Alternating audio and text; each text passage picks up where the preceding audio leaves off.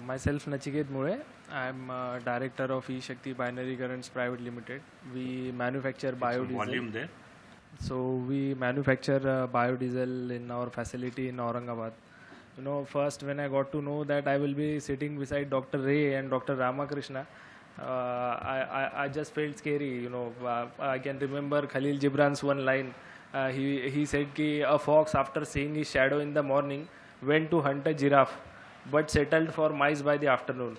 I'm taking the same experience now in front of these two gentlemen. But still I'll do a courage to present in front of you guys my point of view on the subject. The bioenergy is something that is derived from recently living organic materials known as biomass, as we all know. And main feedstocks are, you know, wood waste, agri waste, municipal solid waste, and manufacturing waste that can be, you know, used as source for bioenergy. And thermal conversion using torrefication, wherein the temperature is up to 200 to 250. Then pyrolysis up to 500 degrees, and gasification 700 and above. These are the main technologies that are employed to get the bioenergy from these waste feedstocks. But main problem with bioenergy is the surface power density issue, because the area that is required to cultivate the crops to produce the bioenergy is much higher than the same amount of energy required from fossil fuels. So that is the main problem with bioenergy, and the biotechnology is the means we can achieve the bioenergy using living cells to develop and manipulate them according to our specific purposes.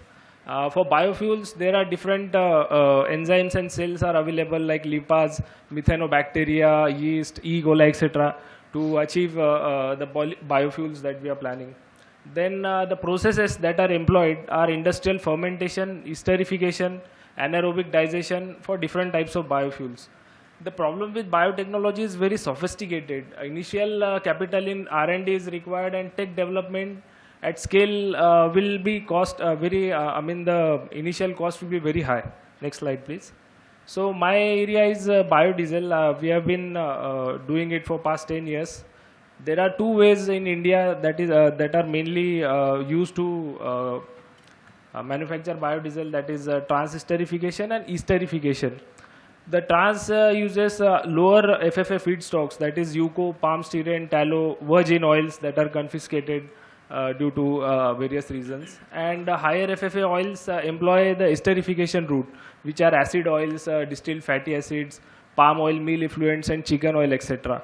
But the thing is that in Indian context, most of the plants they employ trans-esterification. That is, according to the recent tender that has been finalized, 90% of the plants in India operate on straight trans process. Another challenge with the biodiesel is the sustainable aviation fuel effect. Given that process, the sustainable aviation fuel consumes animal tallow, then it also consumes used cooking oil, and both are at large quantities being procured from India and exported out of India. So that has caused a price parity in Indian context. So it has a little bit made biodiesel manufacturing a challenging job to do. The price of end product against feed, again, this is a issue that we need to address. The problem with biodiesel is that we are looking at it as an alternative to diesel. Actually, we shall look it as a fatty acid methyl ester, and we shall expand its scope and applications available. Like the price of biodiesel in international market is somewhere around 150 to 170 rupees. The same biodiesel is sold in Indian context at less than 5-10 rupees. People are accustomed to it. I mean, if you go quoting higher than diesel, you will be sitting alone in your plant. So that is the scenario in India. Next slide, please. Then there's another biofuel named as biomethane. Biomethane, it can be achieved through upgrading biomass through, you know, separating syngas from it, and other processes through thermal gasification. Crop residue, animal manure, organic fractions, municipal solid waste, wastewater sludge are the main feedstocks for, you know, getting the biomethane out of it. Then crops produced for sole purpose of energy generation as a feed. This scenario is majorly seen in Germany, where the crops are produced for energy generation, and the waste that is remaining from there, that is used for generation of biomethane, and they have large plants based out of Germany for this purpose. Recently we have seen in Indore Asia's largest bio CNG plant that has been inaugurated in Indore. Then to promote biomethane, Satat scheme from MOPNG is giving encouragement to manufacture compressed biogas. Then EOIs from OMCs for long-term procurement at fixed rates. That is also a possible solution that they are exploring. I mean, it is just at a nascent stage, but this is what they have floated recently. A recent document shows. Then sustainable alternative. It is absolutely a sustainable alternative towards net zero with almost 80% lower carbon emission. Next slide, please. Then BioLPG. BioLPG has Dr. Ray is expert on the matter, because it is the product that is in world over 80% of it is achieved from hydroprocessing. It is a byproduct of hydroprocessing, and the major company that achieves that feat is Honeywell, I think, and then there are different companies that do the job, but 3 to 10% of BioLPG is achieved in the hydrotreating process, if I'm not wrong. These are the conventional methods, but then there are other methods such as lignocellulosic biomass. Then there are bio waste. These are the feedstocks that can be used to achieve BioLPG, and it is a darling product of our transport minister. Next slide, please. So we shall also understand what is net zero. I mean, everybody is talking net zero, race towards zero and all. Net zero is basically achieving a balance between the amount of emissions produced that one produces and those removed from the atmosphere in order to reduce global warming. So you need to maintain what you are emitting and what you are consuming, consuming the carbon out of it. So state in which greenhouse gases going into atmosphere are balanced by removal out of atmosphere, that we can say as a net zero. So there are several terms associated with net zero phenomenon, like carbon neutral, when both are emission and consumption of carbon atoms is equal. Then GHG, greenhouse gas neutral. Then carbon negative is something that is new towards Indian context, wherein you consume greenhouse gases more than you emit. So you are carbon negative in that sense. And then climate neutral. So it is basically, net zero is basically concerned about anthropogenic emissions to achieve net zero. Anthropogenic, like the man-made ones. You don't have these opportunities. So biofuel sector is been talked about a lot, but has not given a lot of attention.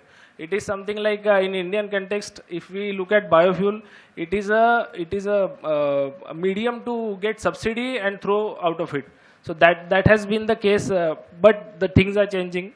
The biofuel production is India is in nascent stage. You take any biofuel, my opinion is that it is in nascent stage given the developments in the West and world over, but we are picking up. Then there's a tremendous impetus from government for setting up plants through different SIDBI and all different schemes of theirs. Then availability of local market for consumption, that is a very big market that we have in India that is untapped. Then long-term procurement contracts with government, like in case of biodiesel and ethanol.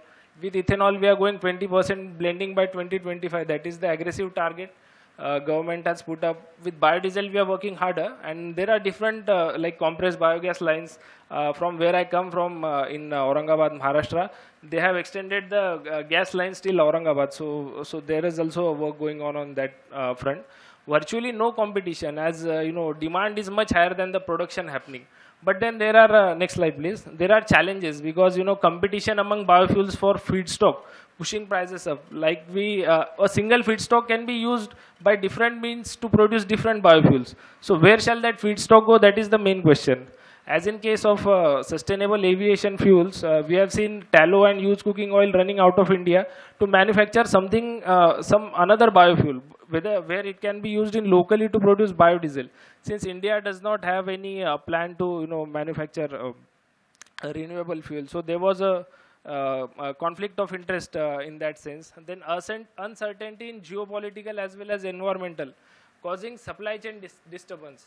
That is also a major issue, supply chain, because feedstocks are available world over, but the supply chain and the collection and plants are located distant from where it is consumed, then the feedstock is somewhere else, and your supply chain is something like you are making balance of a cycle that is very impractical to say. I mean, yesterday I was hearing somebody, they were saying ki, some 80% of the plants were shut because of supply chain issues. Whereas the practical thing is that it shall be set up in the places where it is meant to be. Like also somebody mentioned yesterday that the company named Bio2X, Fortrum, they are setting up a ethanol refinery, 2G ethanol refinery from bamboo in Assam.